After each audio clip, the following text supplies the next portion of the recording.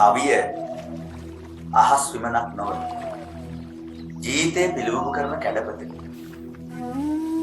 එලේ ගත්කරු මාටේ වික්‍රමසිංහයා කවිය පිළිබඳව වෙනත් මානයකින් වෙනත් ඉසව්වකින් නිර්වචනයක් ඉදිරිපත් කළා. බොහෝ කවියෝ කවිය පිළිබඳව සෞන්දර්යාත්මක මානයකින් නිර්වචනය කරද්දී ප්‍රකෘති චින්තනයෙන් එහා ගිය ස්වප්න දැකීමට කවියුත් නිර්වචන තුලින් වෙහෙස දරද්දී මාටින් වික්‍රමසිංහයා සමකාලීන මානව ජීවිතය හා සමාජය පිළිබඳව හරස් කැපුමක් නිරූපණය කිරීමට වෙහෙසක් ගන්නවා. මට මේ නිර්වචනයත් එක්කම මතක් වෙනවා ලුසි මැග්නීස් නම් කියන මේ සාහිත්‍ය විචාරයක නිර්වචන. ඔහු කියනවා කාව්‍ය වූ කලින් ජීවිතය පිළිබඳ මිනිසාගේ ප්‍රතික්‍රියා සඳහන් කරන සූක්ෂම උපකරණයක් කියලා. මිනිසා උප්පත්තියේ සිට මරණය දක්වා ජීවිතේ ජීවත් කරවීම සඳහා දරන වෙහෙස තැතත් එක්ක ගොඩනැගෙන මිහිරි අමිහිරි අත්දැකීම් සමුදායක් කවිය තුළින් නිරූපණය වෙනවා කියන්නේ. ගොඩක් නූතන කවිය අදහස් කරනවා. මේකේ නිර්වචන ද්වන්දය හා බැඳිච්ච අපූර්ව සාහිත්‍ය නිර්මාණයක් සමග තමයි අද අපි ඔබත් එක්ක හෘදය සංවාදයක යෙදෙන බලන්නේ. ඒ තමයි ගුණදාස අමරසේකරයන්ගේ පන්හිඳ අග දැවටු කරත්තකරුවෙකු සහ ගවයෙකු අතර තිබෙනා වූ ආධ්‍යාත්මික දොඩමළුවක් පිළිබඳව නූතන සමාජයේ විවිධ මානයන් පිළිබඳව මුල් විවරණයක් කරන තේමාවක්. මම මුලදී ඒ සාහිත්‍ය නිර්මාණයට අවශ්‍ය කරන වටපිටාවක් සහ ඒ විචාරය පිළිබඳ ඔබගේ පරිඥානය පුළුල් කිරීමට අවශ්‍ය නිසා ඔහු නියෝජනය කරන යුගයට මොහොතකට යනවා. අපි දන්නවා අතීතයේ සීමිත වස්තු විෂයක් තුළ සීමිත ආකෘතියක් තුළ සිරවුණු කවියා එකී සීමා මායින් යදන් සිදබිඳ දාලා නූතන කවියට ප්‍රවිෂ්ඨ වෙනවා. නූතන කවියට ප්‍රවිෂ්ඨ වුණාට අර පැරණි කවිය ආభాසී අපේ නූතන මුල් කවියට ඉලිහින්න නොහැකි වුණා. හැබැයි ඒ සුවිශේෂීම හැරවුම් ලක්ෂය නූතන සමාජ දේහයට ඔබින ලෙස සංකීර්ණ සමාජ පසුබිමට ඔබින ලෙස කවියට සැබෑ වටිනාකමක් වස්තු විශේෂ වශයෙන් ආකෘතිමය වශයෙන් භාෂාමය වශයෙන් වෙහසක් දරපු කවි පරපුර තමයි නිදහස් කවිවරු. ජීවී සේනානායකයන්ගෙන් ආරම්භයේ නිදහස් කවිය කියන්නේ ගද්‍යත් පද්‍යත් දෙකටම අයත් නොවන උච්චාරණයේදී ශබ්ද මාධුර්යයට ප්‍රමුඛත්වය දෙන සාහිත්‍ය විශේෂයක් කියලා නිදහස් කවිය පිළිබඳව නිර්වචනයක් ඉදිරිපත් කළා.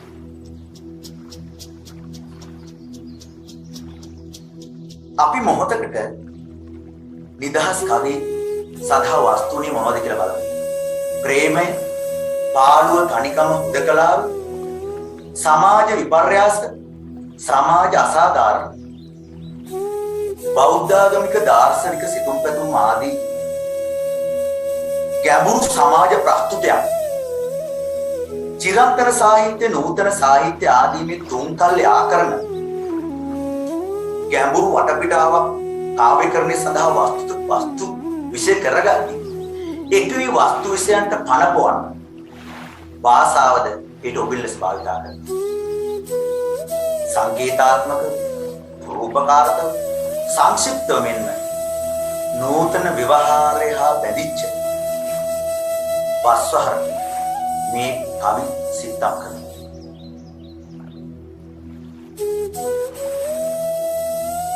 ජී.බී. සේනානායකයන්ගේ ඇරපි ඒ කවි පරපුරේ තවත් දිගහැරුමක් තමයි ගුණදාස අමරසේකරයන් කියන්නේ. ඔහු කවි බස නැත්නම් කවි හදවතේ භාෂාව කියලා. ඔහු කවිය වෙනුවෙන් චිරාතන සහ නූතන භාෂාව සම්මිශ්‍ර කරපු අපූර්ව කවියෙක්. ඔහු මේ වස්තු විශේෂ සේම භාෂාව සේම ඊට උචිත ලෙස ඒ සංකල්ප තුලින් ශබ්ද ගෝචර එහා ගිය දෘෂ්ටි ගෝචර රාමුවක් තුලින් ඒ කාව්‍ය අධ්‍යක්ීම් ගොනු කෙරුවා. ආකෘතිය තුලින්ද කවියාගේ වස්තු විෂයන් නිරූපණය ලෙස අපූර්ව තලයකට නිදහස් කවිය ඔහුගේ කවි කුසලතාවය කවි සක්්‍යතාවය නිරූපණය කරා. අපි යන් එන අඳුර අපේ දුක නිවාරණය පද්‍ය සංකප්පනාව. නූතන කවියෝ විවිධ තේමාවන් ඔස්සේ කවි පන්හිද කියවත් ගුණදාස අමරසේකරයන් ස්වකීය කාව්‍යකරණය සඳහා කරත්තකර සහ ඔහුගේ වෘත්තීය සංගයවන ගවයෙකු අතර තිබෙනා වූ ආධ්‍යාත්මික බන්ධනයේ සමාජයේ පිළිබඳ විවිධ මානයන් නිරූපණය කිරීම සඳහා ඔහු මේව සාහිත්‍ය නිර්මාණය පෙරදැරුවා. මට මොහොතකට අතීතයට යන්න හිතෙනවා. ඔබ දන්නවා අතීත ජාතක කතාවල නන්දවිශාල ජාතකයේදී ඒ නන්දවිශාල ගවයාට කුල්වාදයෙන් කතා කරා කියලා ඒ ගවයා නිහඬ අනගලයක් කරනවා. උට ආදරෙන් කතා කරන්නේ නැහැ. ජීවිතේ ජීවත් කරවන්න තමන්ගේ ජීවිතේ කැප කරන ගවයාට කුල්වාදයෙන් කතා කරා කියලා ඒ ගවයාගේ ඇතුළු චිත්ත වේදනාවක් නිසා ඔහු අරගලයක යෙදෙනවා. ඒ අතීත වස්තු විෂය නූතන සමාජ දේහයට ඔබින ලෙස සමාජයේ පිළිබඳ අපූර්ව විවරණයක් කිරීමට අමරසේකරයන් දරුවෝ කටක් කියලා විතක අඳුර අපේ දුක නිවාරි මධ්‍ය සංකල්පනාව ඔස්ස විමසුම් ඇස යොමද්දී මොහොතකට හිතෙනවා. අමරසේකරයන් පමණක් නොව මාටින් වික්‍රමසිංහයන් පවා වහල්ලු කෙටි කතාව තුළින් නිරූපණය වන්නේද මේ පරණ සංකල්ප නූතන සමාජ දේහයට ඔබින් ලෙස දිගහැරුමක් ලෙස. හඳයා උපාලිස්ගේ කකුල් ලෙව කෑමත් සමග කෝපයෙන් අවදි වී නැවත සෙනෙහ ලෙස තමන්ගේ සෙනෙහබර පියෙක් ලෙස ඔහු දෙස බැලුවේ. ඒ මානවයා සහ සත්වයා අතර තිබෙනා වූ අවියේජනීය බන්ධන මේකී සර්වකාලීන වටිනාකමක් හැබි මිනිස්යා හා ගවයා අතර ඇතිවෙනා වූ මානව බන්ධනේ නිර්මාණ තලයක සිට අපූර්වසන්න පනපවන්න දරපු වෙසක් තමයි අමරසේකරයන් දරන්නේ. ඔහු මෙම ප්‍රස්තුතයට ජනකවි ආර්ය ගැමි සුවඳින් සුවඳවත් කර කට වහරපුසු භාෂාවක් භාවිත කර ඒ සමාජ ක්‍රමේ නූතන ධනවාදී හා කම්කරු සමාජය කරන නිරූපණය වල ලෙස දෙපද සිව්පද ආකෘති මැනවින් භාවිත කරන දිගහැර අපූර්ව නිර්මාණයක් තමයි අඳුර අපේ දුක නිවාරණ පද්‍ය නිර්මාණය. අපි රස විඳිමු.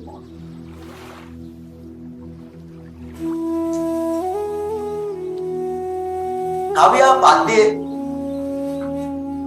මාතෘකාවම අඳුර අපේ දුක නිවාවියන තුලින්ම ඔහු යම් රසිකයට යමක් හිතන් ඉදිරි කරනවා. යමම් කළුවේ ගෙදර යන්න කන්ද උඩින් අඳුර එනවා උඹට වගේ මගේ ඇඟට හරිම මහන්සිය දැනෙනවා. කවියා අපූර්ව ලෙස මානවයා ගැමි සමාජයේ ඉන්නා වූ ඒ කතක ගොවියා සහ ගවයා අතර තිබෙනා වූ ආධ්‍යාත්මික බන්ධනේ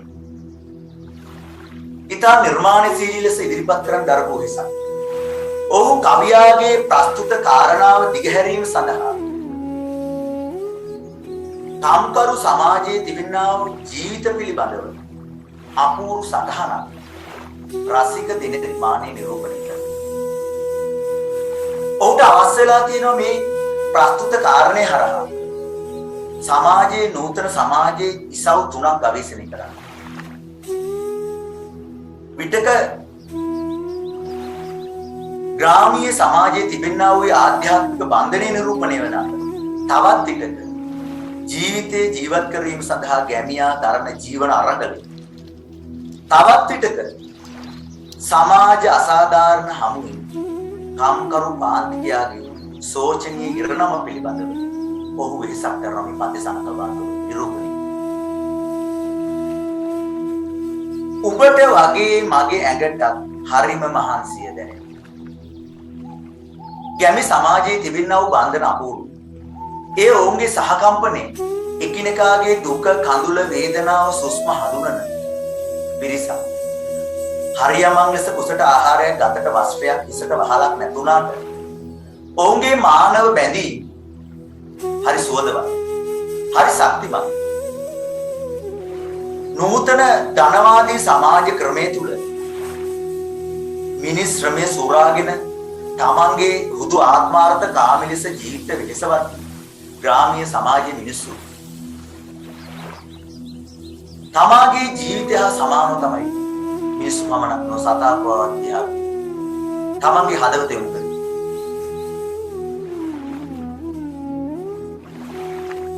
අඳුර තමයි අපේ ඇඟපත නිවන්න දෙවියෝ එව්වේ හනික යමන් ගාල් වෙන්න විදුරු ගොඩේ ගෙයිමු. කම්කරු පාන්තිකයාගේ ජීවන තොරතුරු කවිය අපූර්ව ලෙස මේ පද්‍ය සංකල්පනාව තුළින් නිරූපණය කරනවා. අඳුර තමයි අපේ ඇඟපත නිවන්න දෙවියෝ. නූතන සමාජයේ දේහය තුලින් පැටගන ගාමීය සමාජයේ පන්ති ක්‍රමය තුල ඔවුන් කිසි විටක වෛරී සිතුවිල්ලක් මේ සමාජ දේහය තුල ඉදිරිපත් කරේ නැහැ. ඔවුන් ඔවුන්ගේ තිබිච්ච සරල ජීවන ක්‍රමවේදය මත ඔවුන් බොහොම සාමකාමී නිදහස් විතර ඔවුන්ගේ ජීවිතය ගෙවුවා. උදේ සිට සන්ධ්‍යා භාගයේ තෙක් ජීවිතේ ජීවත් කරවන්න ඇඟපත වෙහෙසලා වැඩ කරද්දී ඔවුන් අඳුර ආශිර්වාදයක් කරගත්තා. ඔවුන් හිතුවේ මේ ජීවිතේ ජීවත් කරවන්න ජීවිතේ ගතේ දහඩිය දුක කඳුල වේදනාව නිවන්න දෙවියෝ විසින් දුන්න දායාදයක් කියලා. හනික යමන් ගාල් වෙන්න විදුරු ගොඩේ ගෙයිමු. නූතන සමාජ පන්ති විසමතාවය තුල කාංකරු පාන්තිකයන්ගේ තිබෙනා වූ සැබෑ ජීවිතයේ නිර්වත අමරසේකරයා සංකේතාත්මක නිරූපණය කරනවා විදුරු ගොඩේ ගෙයිමු කියලා. ඔහු සමාජය පිළිබඳව ඉතා සංක්ෂිප්ත ලෙස ඔවුන්ගේ තිබෙනා වූ සෝචනීය ඉරණම උදේ සිට හවස් වන තෙක් ජීවිතේ ජීවත් කරවන්න අරගෙන දරද්දී හරියමං ලෙස සුවසේ නිදා ගන්න සුවයහන් නෑ ඔහු. විදුරු ගොඩේ ගෙයිමු. එසයි කවයා සහ ඔහු අතර ජීවිතේ වෙනසක් නෑ. මට මතක් වෙනවා මොහොතකදී මේ අමරසේකරයන්ගේ මේ අපූර්ව පද භාවිතය පිළිබඳව රත්නශ්‍රී විජේසිංහයන් ඒ ආකාරයෙන් භාවිත කරපු පදයක්. පාන නිවුනසේ පාළු විලයින්කා පීතෘ ප්‍රේමේ ඉස්මතු කරපු ඒ ගීතය ඔබ දන්නව ඇති.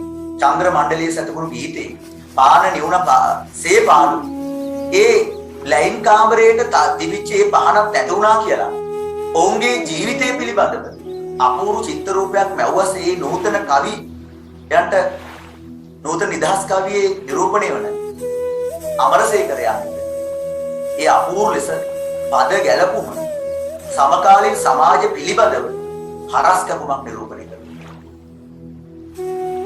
උදේ හිටන් අවු කට්ටේ උඹව තියම් මැඩෙව්වාට උඹේ හිතට අමාරුදැයි කියාපන්කු දැන්මත්. නූතන ධනවාදී සමාජ ක්‍රමය තුල එකිනෙකා මඩමින් වැඩගනිද්දී තමන්ගේ ආත්මාර්ථකාමී ලෙස ජීවිතේ මෙහෙවද්දී ගැමි මිනිස්සු බොහොම ආධ්‍යාත්මික සෞන්දර්යය. ඔවුන් ගැමි සුවඳින් ඔබවත් වෙලා හිටියා. කෙනෙකුගෙන් වැඩ ගත්තත් ඔවුන්ගේ හදවතේ යම් තැනක කොනක රැඳිච්ච වේදනාවක් තිබ්බා.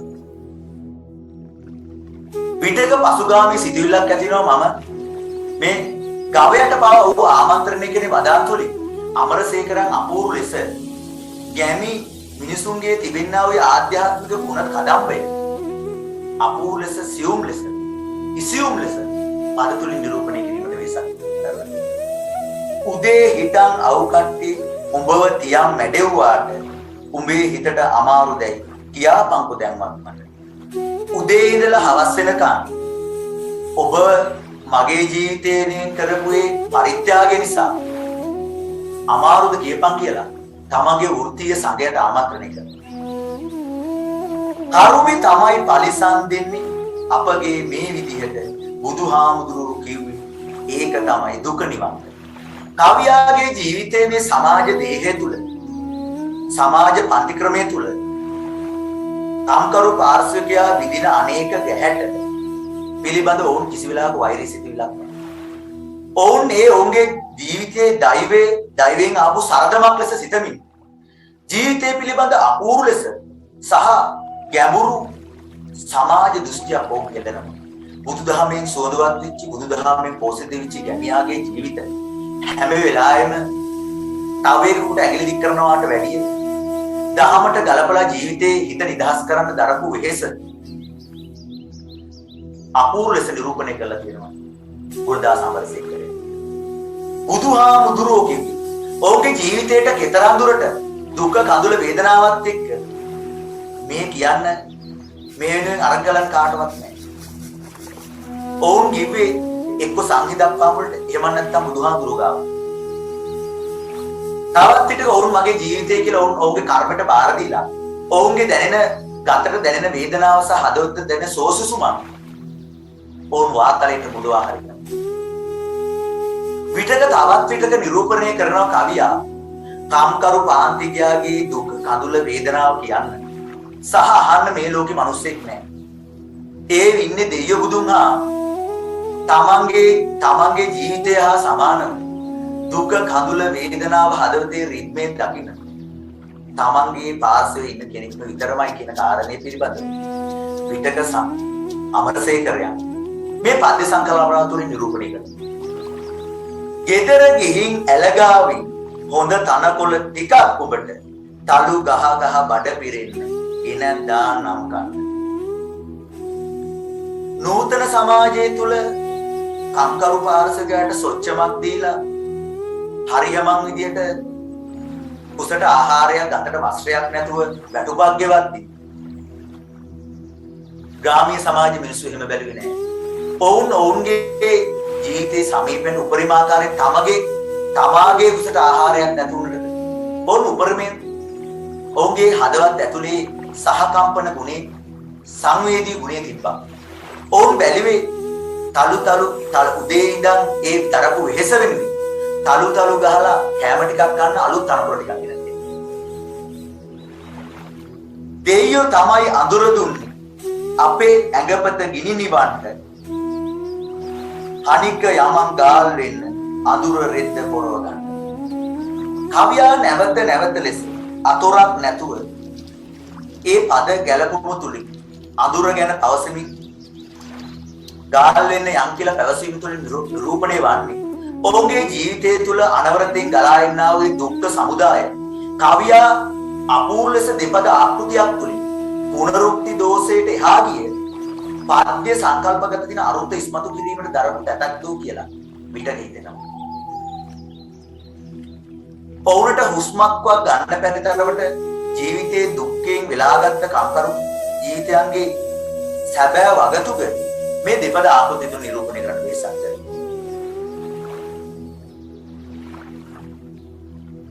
මේක කවියා කියනවා අඳුරු රෙද්ද පරව ගන්න. ජීවිතේට තිබ්බ එකම ආශිර්වාදය අඳුර විතරයි. ඔවුන්ගේ ධනපති පන්ති වගේ දෙයස් පිනවන්න සොඳුරු දර්ශන දෙකන් පිනවන්න සොඳුරු මාධුර්ය සංගීත කතේ දාහේ නිවන්න සුරයහන්න ඔවුන්ට තිබ්බේ නැහැ. ඔවුන්ට එකම ආශිර්වාදය තිබ්බේ අන්ධකාරය විතරයි. උදේ සිට අතොරක් නැතුව ජීවිතය අරගලේ වෙහසක් ගතට යම් විවේකයක් ගන්න ඔවුන්ට තිබි එකම දේ තමයි අන්ධකාරය. අඳුරු රෙද්ද යන වචන තුලින් නිරූපණය කරන සමස්ත කාව්‍ය තුලම ප්‍රදීපයක් පහනක් බඳ සමස්ත එක හුයකින් සමස්ත අර්ථය එක තැනකින් බදවපු අපූර්ව රූපකයක් ලෙස තවත් විචාරකෝ මේට අර්ථකථන කළා. මගේ කකුලේ කටු ඇනිලා ඉවස ගන්නට බැහැරි දේ අන්ධකාරයෙන් තෙල් ගාලා ඒ විස කටු ඇද දමා. තවත් ඔහු මගේ කකුලේ කටු ඇලා ඉවස ගන්නට බැහැරි දේ මේ පද ගැලපුණු තුලින් ඔහු තවත් අපූර්ව සමාජ විවරණයක් කරන ව්‍යංගාරක. දුප්පත් මිනිසයා වෙනුවෙන් මේ සමාජ දේහය තුල ඉතුරු වෙන තමන්ගේ සමීපෙට කිසි මිනිසෙක් ඉන්නේ නැහැ කියන කාරණය පිළිබඳව තවත් පිට කියන කතිය. ඔවුන්ගේ දුක කඳුල බෙදා ගන්න මිනිසෙක් නැහැ. මේ සමාජ දේහය තුල සරල දිවිගියොතක් කරු අපේ ගැමි සමාජය තුල ධනෙ හඹාගේ සමාජ ක්‍රමයක් නෙවෙයි.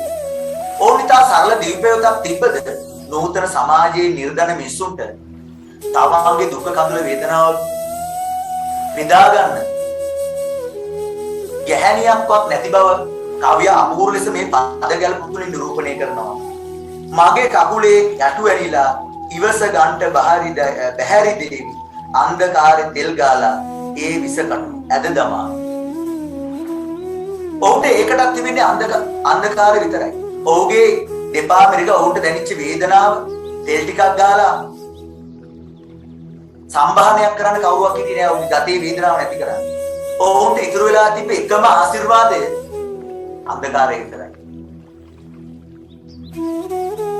හැන්දෑවට උඹ ඉඳගෙන තලු ගහනවා මට ඇහෙනවා. උඹට කලුවේ හොඟක් පොරොද හැන්දෑවට නිින්ද යනවා. අඳුර ඇවිත් මගේ නළලට නම් මන්තරයක් කියනවා. ඒ එක්කම ඇහැ පියවිලා එළි වෙනතුරු නිින්ද යනවා. මට මේ පද යෙදුමත් එක්ක අපූර්ව ගීතයක් මතක් වෙනවා. ඔබ දන්නව ඇති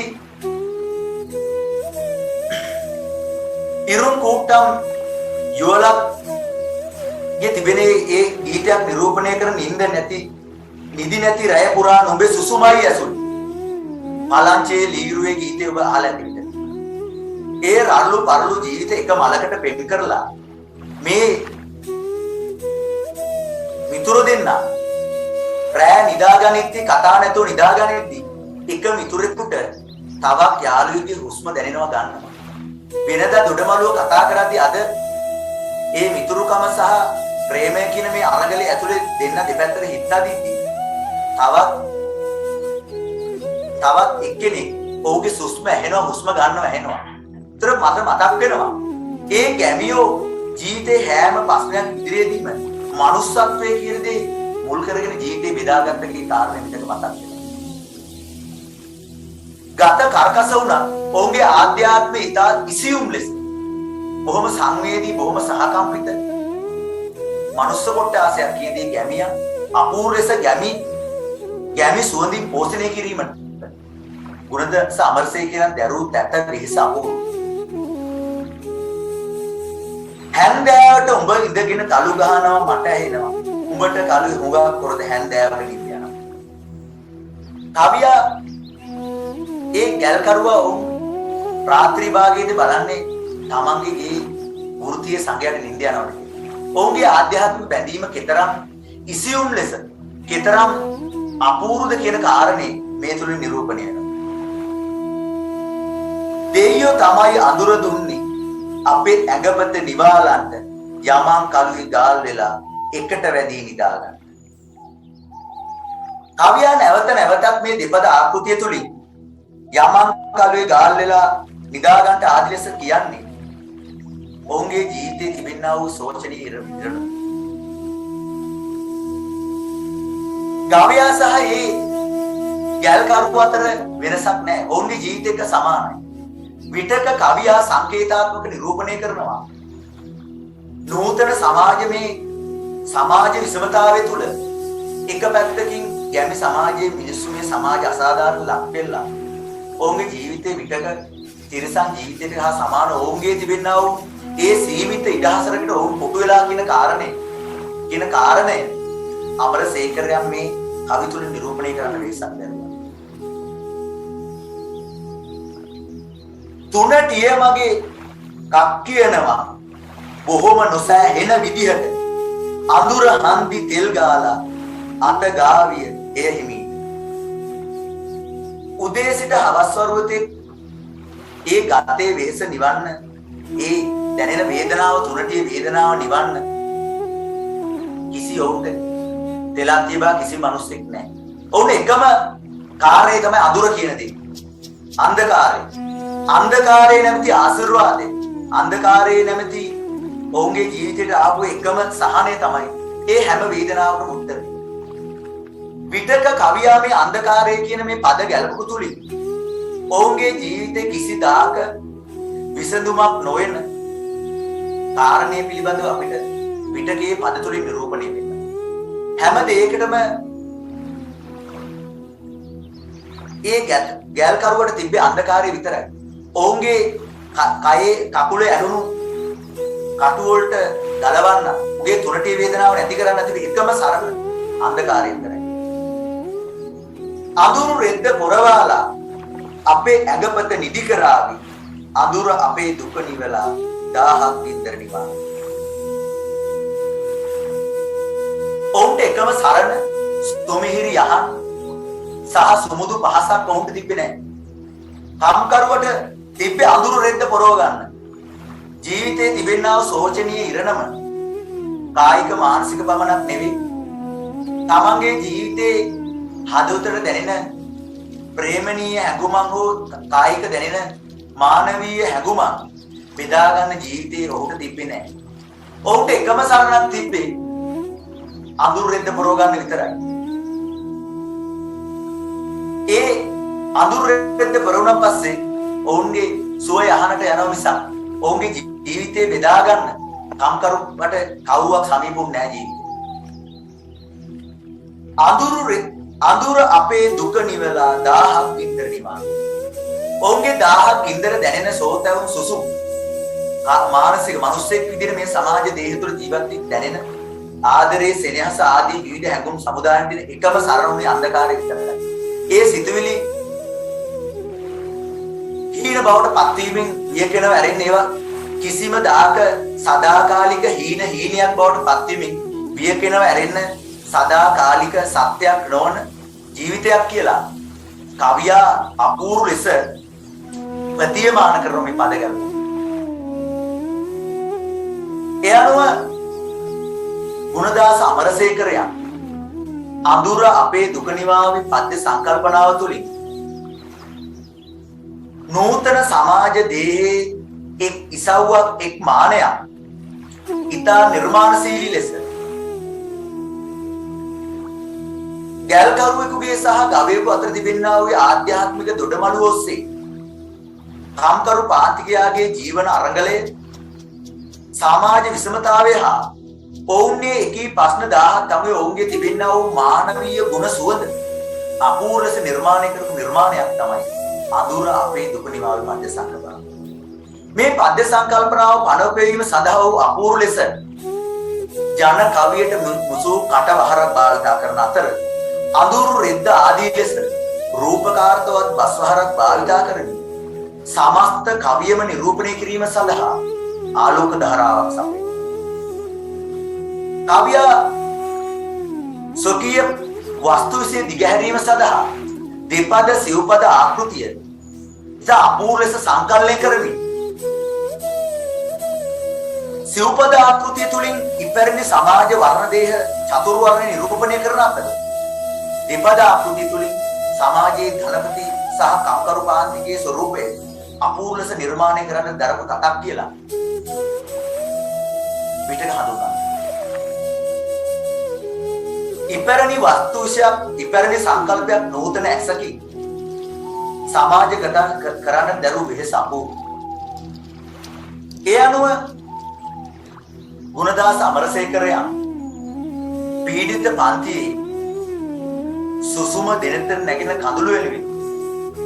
සුසුමක් කෙලන්නට කඳුලක් කෙලන්න නැති මිනිසුන් වෙනුවෙන් සුසුමක් කෙලා කඳුලක් කෙලා ඔවුන්ගේ ජීවිතයේ සැබෑ වගතුග පිළිබඳව සමාජගත කරන්න සේම කම්කරු පාන්තිකයා නිරත වෙන්නා වූ සමාජ අරගලය හා ඔවුන්ගේ දාහක් දුක්ත දුම්මනස්සයන් අපූර්ව ලෙස රසික දෙනෙස් මානේ සජීවී සිත්තමක් ලෙස චිත්‍රණය කරන්නට දරු තැතක් ලෙස අඳුර අපේ දුක නිවායි පද්‍ය සංකල්පනාව හඳුන්වා දෙනවා. සියලු දෙනාටම සුබ රාත්‍රියක්. මේ නැවතත් මේ පද්‍ය සංකල්පනාව සමග ආත්මගත වී රස විඳින්න කියලා ආයාචනා කරමින් මම සමුගන්නවා.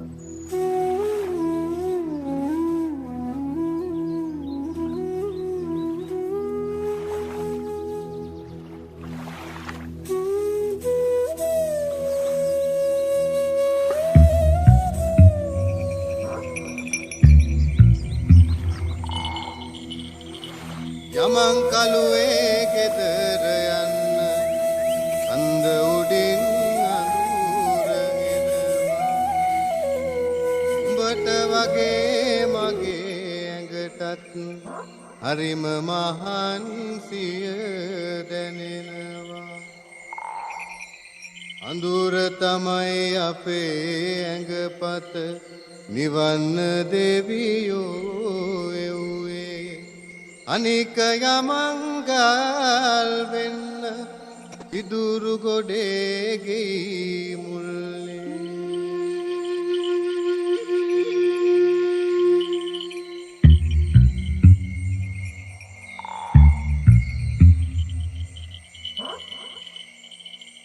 උදේ හිටන් අවු කට්ටේ උඹව තියන් මැඩෙව්වාට උඹේ හිතට අමාරුදැයි කියාපංකෝ දැන්වත් මට කරුමෙ තමයි පලිසන් දෙන්නේ අපගේ මේ විදිහට බුදුහාමුදුරුවෝ කිව්වේ ඒක තමයි දුක නිවන්ට.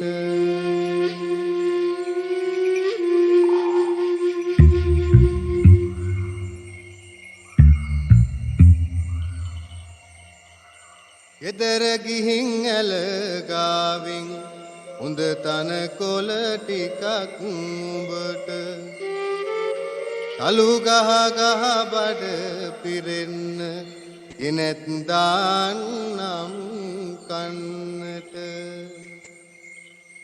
දෙයෝ තමයි අඳුර දුන්නේ අපේ ඇඟපත ගිනි නිවන්ට. අනික යමංගල් වෙලා අඳුරු රෙද්ද පෙරව ගන්ට.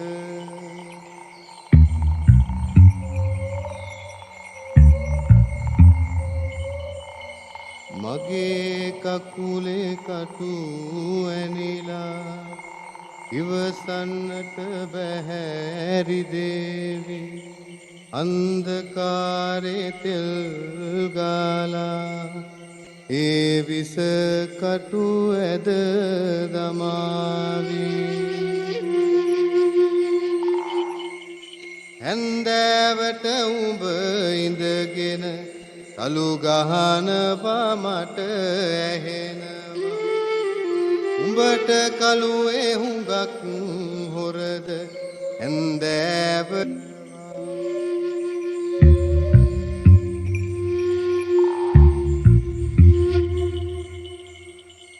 අඳුර ඇවිත් මගේ නලලට නම් මන්තරයක් කියනවා. ඒකම හැපියවිලා එළිවෙන තුරු නින්ද යනවා. සියු තමයි අඳුර දුන්නේ අපේ ඇඟපත නිවාලන්ට. යමං කළු වෙගල් වෙලා එකට වැටි නිදාගන්න තුනටිය මගේ කක් කියනවා බොහොම නොසැහෙන විදියට අඳුර හන්දි තෙල් ගාලා අතගාවියේ හිමිහිට අඳුරු රෙද්ද පෙරවාලා අපේ ඇඟපත නිදී කරාවි අඳුර අපේ දුක නිවලා දාහක් ගින්දරනි හොඳයි